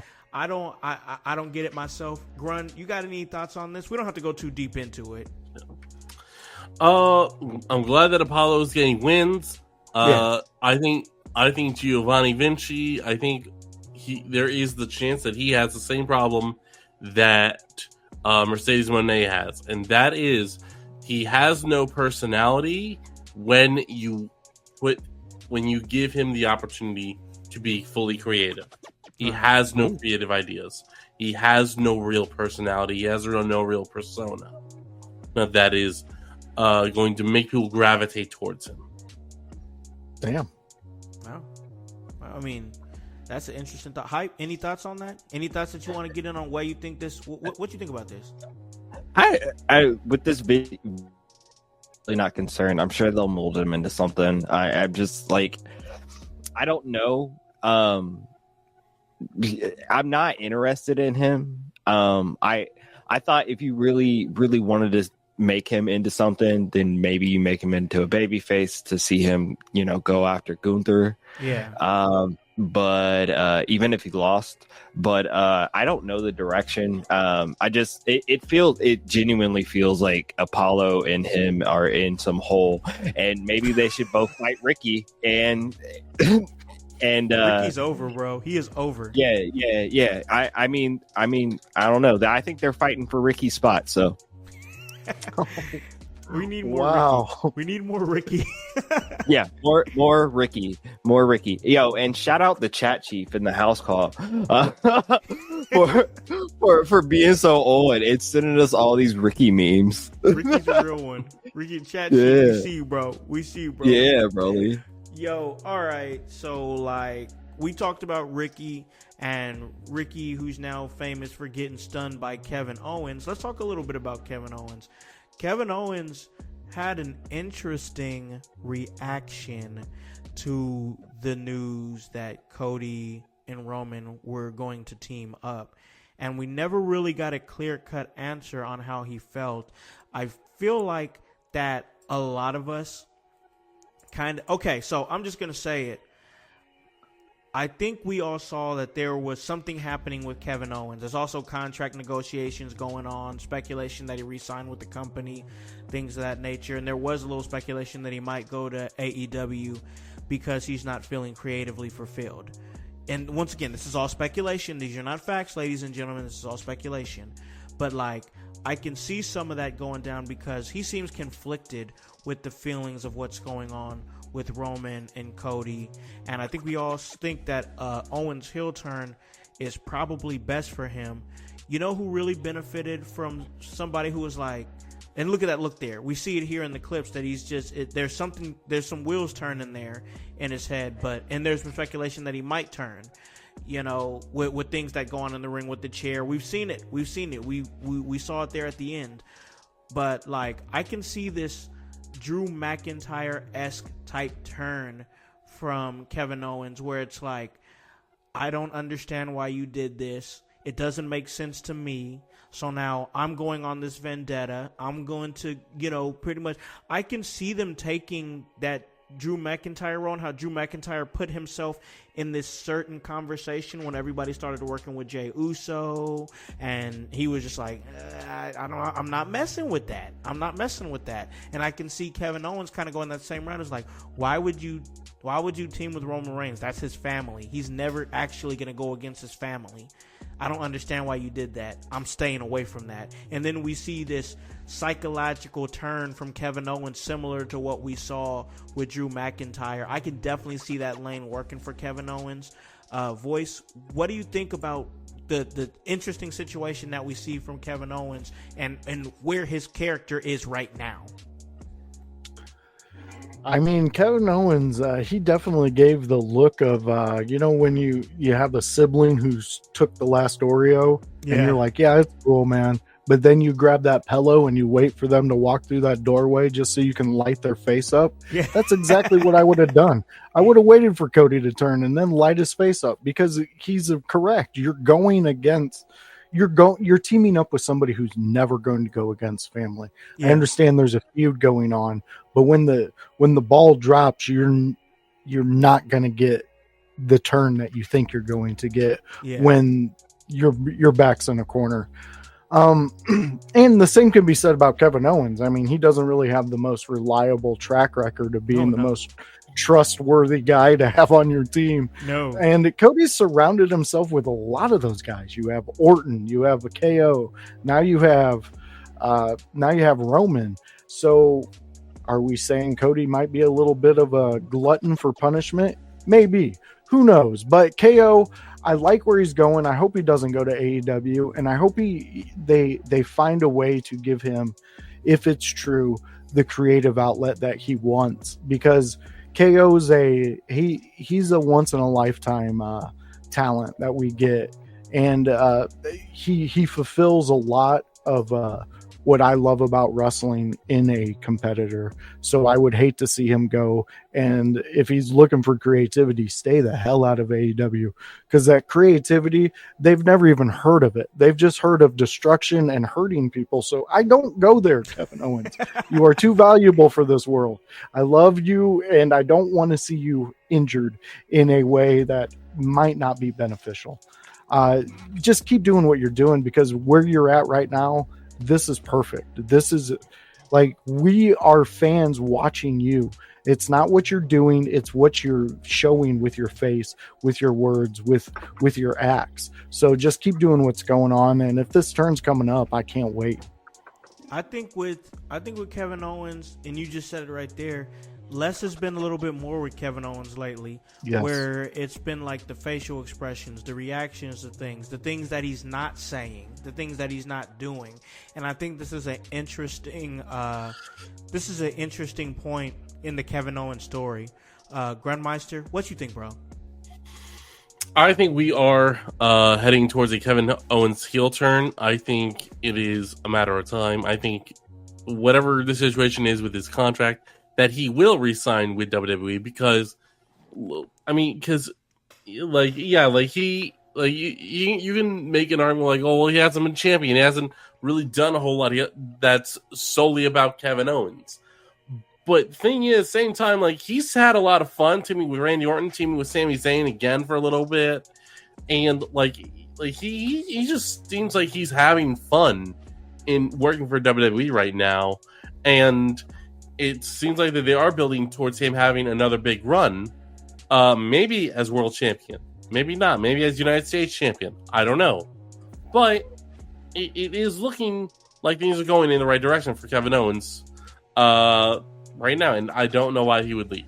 I think we are going to see Cody Rhodes versus Kevin Owens round 2, and it could be the match. It could be the championship match at Survivor Series. Could be. Okay. I can see that. I can see it too. Yeah. I can see it too. I could definitely see that. That'd be a big main event for our live show. Oh yeah, that's going to be great. Big live show. As Speaking of, Josh, I think you're getting ahead of yourself. Whoa. I did not say that was the main event. oh, no. I believe that the main event is still Bloodline Civil War. Okay. Oh, okay. Okay, Still Grum. Bloodline Civil War. Okay. He's right there. He's right there. But he did bring up that good point. No matter what goes down that night, we'll be watching it right there in Kokomo, Indiana. That house party, live music, podcast.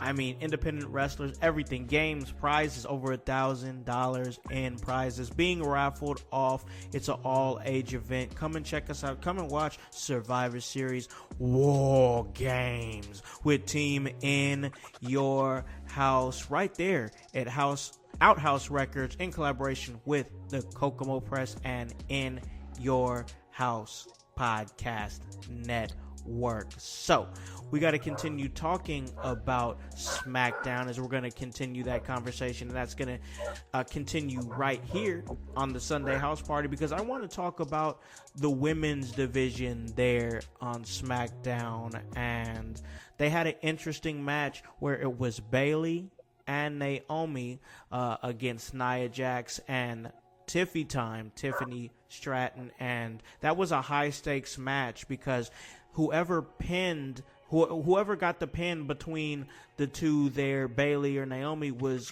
going to get an opportunity at the title, and whoever got pinned between Bayley and Naomi, whichever one of them got pinned, would leave SmackDown. This was a pretty good tornado tag style match, and I was happy to see a tornado tag because you don't see too many of those on a SmackDown or a Raw or anything like that. So I enjoy a good tornado tag every now and again for sure. I really do. So it was nice. It was a little bit different in pace, and I like that. But what happened was interesting because you had both Bayley and Naomi collaboratively score the pinfall on Nia Jax. So now that creates an interesting situation. Who's going to get the opportunity for the championship match against Nia Jax? And now it's going to be friends, Bayley versus Naomi. And that happens next week. Voice, we've been talking about this for a while as far as Naomi. Naomi always finds herself in that lane where she finds her way towards a championship opportunity. And here she is once again, just like we've called before. She's found herself in a situation to fight for a championship. What are you thinking about this whole storyline? Women's storytelling that is on SmackDown is really starting to heat up, in my opinion, man, and it's just following that trend. What are you thinking about the match, that tornado tag match, and the lane that we're in right now with the storytelling in the women's division on SmackDown? I think we're in a golden age of it because it's been truly amazing. This match was fun. This match was captivating. Really, it kept my interest. I loved every moment of it. The ending was great. The ending also sets up for what I've been saying about Naomi. She's got into that picture of being a champion, of the possibility to have that chance. And for her to jump over that hurdle, she's going to have to turn on Bayley in this match because Bayley is too good to be able to roll the dice and take your chances. You have to step up to the next aggression, the next level with her because she's been there before. She's held that title. She knows what it's about and what it takes to not only get to that title, but hold that title and be dominant in a women's division. And this is where we're at. I predict Naomi to come out very aggressive in this match. Bayley at first is going to think it's, two friends having a match, just seeing who's going to be able to take on Nia.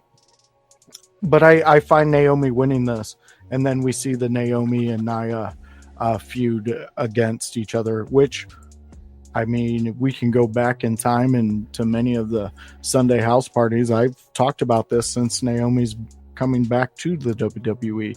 And I specifically said once Nia got that title that Naomi could be the one that they allow to take off of her. I don't want to see that. I want to see this go to WrestleMania for Naomi, and that's when I want to see Tiffy get her moment. I want it to be big because Tiffany Stratton's making her moment big in this women's division with that contract, with that briefcase. So why not give her that big overall grand gesture of letting her have a WrestleMania moment like no other against Nia for the title? I think that would be fantastic, and that's what I want to see. I honestly think Tiffany Stratton has grown in such a way in such a short amount of time, and she understands the business so good in such a short amount of time. It's really crazy that I would definitely hearken her. She gives, like,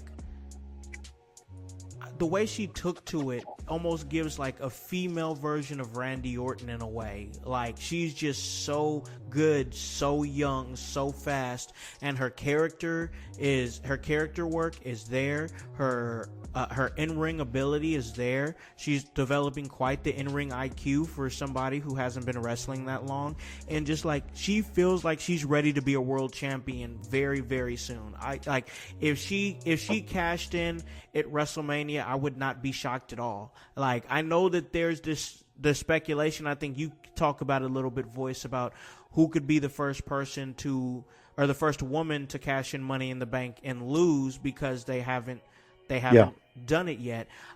I'm not sure we go that route. I just think that Tiffany just gets it. Like, and the reason I say that is because she feels like she's ready. Like, she feels at this point, she feels like she is ready to be the face of the division, especially by the time, and we could be in a completely different landscape in WWE. We will be in a completely different landscape in WWE by the time WrestleMania season comes around, because wrestling is a ever-moving, ever-evolving business.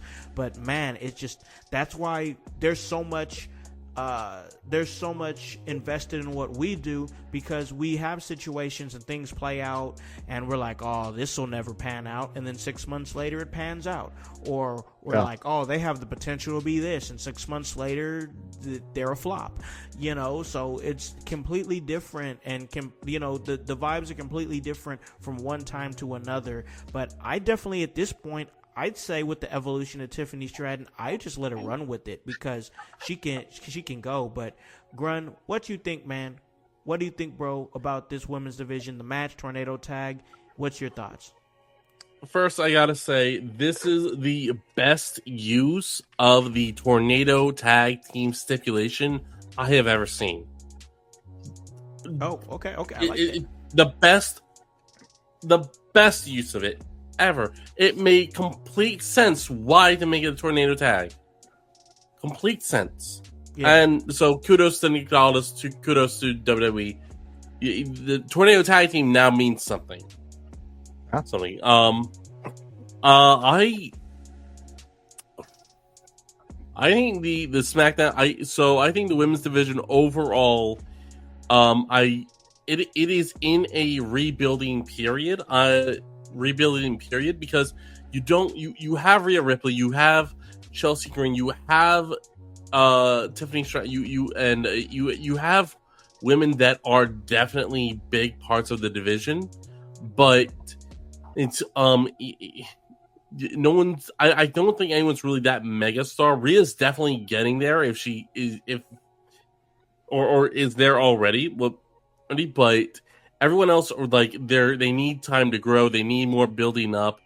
Bayley has come off a loss from SummerSlam, so she needs some rebuilding. Naomi has been close to the championship picture and not really looked like a dominant threat yet. So, but it's making you tune in because there's a lot going on. There's a lot of moving pieces, and there's a lot of reasons to believe that the women's division is only going to get better, and all you got to do is tune in. Yeah, yep, I agree with that. For me, it's the storytelling. For me, that's what it's really been. I've enjoyed the lane that they've been in. But Hype, your thoughts, man, on the women's division, the tag match over there on SmackDown? What are you thinking? Yo, so I think the women's division is thriving, honestly, and as I bring that up, I just want a case in point. Look at this speed tournament. Now, I know a lot of people are going to be like, it's just a tournament. It doesn't mean anything. For a belt, that doesn't mean anything. But this is a show, the speed matches are shows that are being watched by lots and lots of people. Just here on Twitter or formerly Twitter X, we got 1.1 million views. Okay. On WWE Speed, and this is for the women's tournament, bro. We have Kyrie Sane here and Elektra Lopez. That I think the roster is deep, and I think they're using everything that they can in every way possible. So, like, I'm all here for it, bro. I'm all here for it. That's fair. No, that's fair. Like I know. Once again, I'm with you. Like the whole speed situation. I like the concept. I really do. But it's like I actively stay away from X for the most part, and I'm sorry, there's not a match that you're gonna have on X that's gonna make me want to go to that cesspool. But but it's just a thing, bro, where it's they're trying, and I see the effort, and I appreciate the effort. You don't have all your talents sitting on the sideline and just sitting at catering and blah blah blah. This is something Vince McMahon once again, the Vince McMahonism. He was guilty of it for years. Is putting people under contract and not doing a damn thing with them. I love the fact that we have these many different outlets to try to figure out how to get things going, whether it be Speed, whether it be Main Event, NXT, maybe moving some talent over and giving them, loaning them out to TNA, SmackDown, Raw. So many different elements that you can do to give talent exposure, because at the end of the day, I don't know no wrestler that at least not a wrestler that's been with the WWE for years. I mean an active wrestler that's hungry and trying to grind. I don't know no wrestler that wants to just be like, oh, I'll take my check and sit at catering. No, the whole point that they started doing this is they wanted to be out there in front of the people, showing them what they can do. So, like, I think it's great that we're in a time that is happening for sure. So that is great. And I honestly think that this episode of SmackDown was really great. It was a really strong episode, and I think a lot of moving parts went into it, and they're telling good stories. Like, it seems like that things have hit an interesting pivot right now, where even though Raw is still good, Raw's not bad, SmackDown is starting to heat up again. And even myself and the voice Josh Joseph, we talked weeks ago, and it was Voice who said it. It was like we're kind of having a slow cool off period before SummerSlam, but after SummerSlam, SmackDown is going to pick up again. And I think that that's exactly what has happened, is that SmackDown has picked up again, and we're seeing we're seeing great things happening. Roman is back on TV pretty much weekly again now, which is what needs to happen. He's, I understand everything that goes on with him personally. No, like I totally get that. But like, respectfully, in a business way, we need Roman Reigns on TV. We need that man on TV. I want to see him. I think everybody in this chat wants to see him. I think everybody who's a wrestling fan enjoys seeing Roman Reigns. He's not at the pinnacle of the business for no reason, ladies and gentlemen. People want to see this man, and they want to see the things that he does. So I think we're in an interesting point right now on SmackDown. And honestly, I'm a little bit jealous of my man Grun, because he gets to cover it every single Friday, which is awesome, man. We appreciate all the work that you do. And I appreciate all the work that all of you guys do here at In Your House. This has been a really great episode.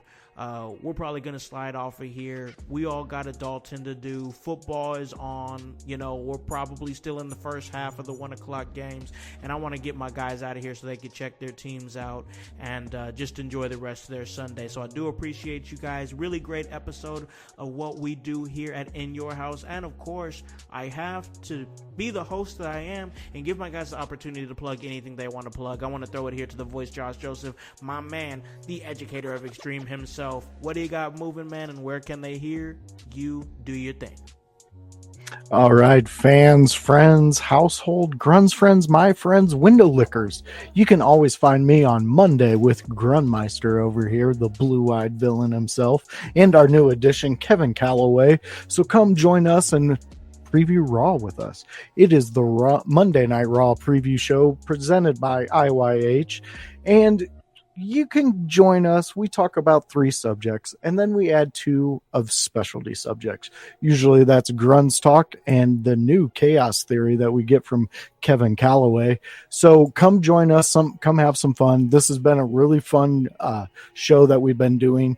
The chats have been lively the past couple weeks, and we truly appreciate you, household, and Grun's friends, and the window lickers for joining us out there, and the goblins of Kevin coming out. So we love the fact that you guys are joining us and liking it and really enjoying the evolution of the show.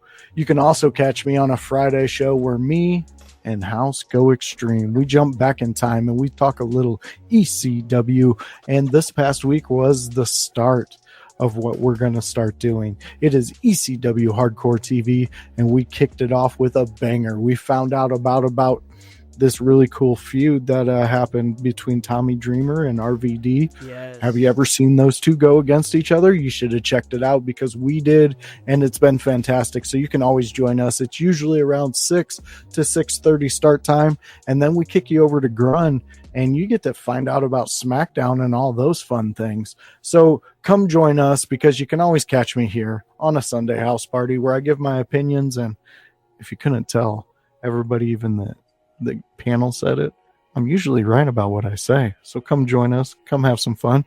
And I always love the competition, so come tell me how wrong I am, because you can always just have some fun here at IYH, and that's what we've built for you guys to come and have fun. So come be a part of the household. We'd love to have you. Absolutely great points by my man, the voice, Josh Joseph. And just a perfect segue for me to kick it over to our guy on Friday nights who covers SmackDown. That's, of course, the Grunmeister, and he does a great job there on Grun's Room SmackDown preview show. But where else can we find you, Grun? You guys can find me on Twitch at twitch.tv/Grunmeister. You can find me on X at GrunmeisterTTV. Sometimes I share opinions, sometimes it's wrestling. The most part, but yeah, I get why you're not on X. I get it. It's a crazy place, man. I get on there from time to time, but man, it's just a crazy spot to be at for the most part. But this right here is a crazy spot to be at, because we have a great time talking wrestling. And one of the reasons why that we're able to talk wrestling and be such a crazy time, because we have somebody who's curating all that chaos and producing all of it as well. That's our producer over there, Hypocrisy Jones. What you got moving, bro? Yo, I always have something moving. I have too much moving. I just ask my family. They get mad at me. It's the whole thing. I'm just playing. But you can catch me right here on In Your House doing a little bit of everything, whether it's Sunday house party, whether it's helping out behind the scenes or doing whatever. But you can also catch me with my homies at the Kokomo Press, bro. We are a community satire page, podcast, and now entertainers, bro. So we do a weekly podcast called the Kokomo Press Podcast. You can catch us on YouTube at the Kokomo Press or on Facebook at the Kokomo Press. We do a weekly open mic. If you're into that sort of thing, come up, tell comedy. If you are a seasoned comedian or whether you're new to it, bro, just come check us out, bro. It's every Thursday night, 8 p.m. at a place called Cooper's Pub in Kokomo, Indiana. So if you're in the Midwest, if you're in the Indiana, if you were in Central Indiana, bro, come through. It's a vibe every single time, bro.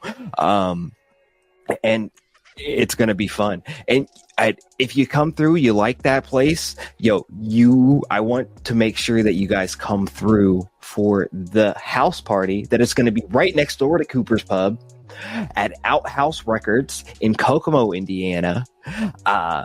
November 30th, we're having it. We're going to be watching Survivor Series War Games, but we're also going to be doing this right here in front of you in a live audience. Yes. A lot live podcast. We're also going to have live music, bro. We're wrestling karaoke. You can come in costume.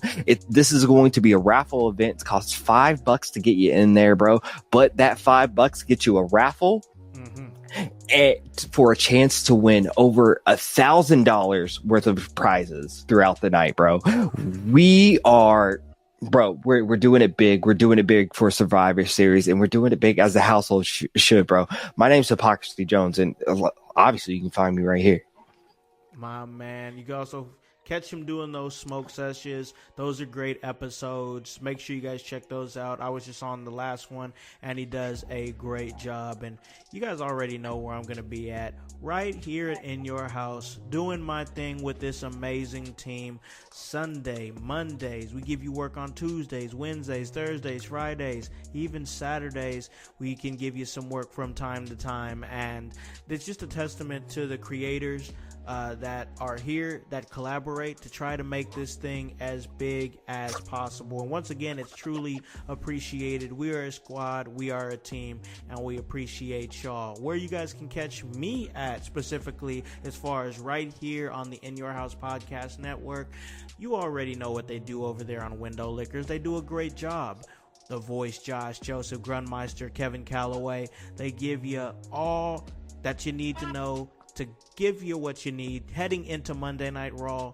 And then they just go ahead and throw myself and the amazing Annie O'Neill the alley-oop, and we slam dunk it with the Raw deal with House and O'Neill, where we cover everything that happened post Monday Night Raw and give our thoughts and breakdown and analysis on that. Annie was in the chat here a little bit. We appreciate all the work that she does within your house, and she's doing a great job. Of course, like my man said, I gotta keep harping about it. That IYH presents the ECW Watch Along series. Guys, we're digging into storylines now.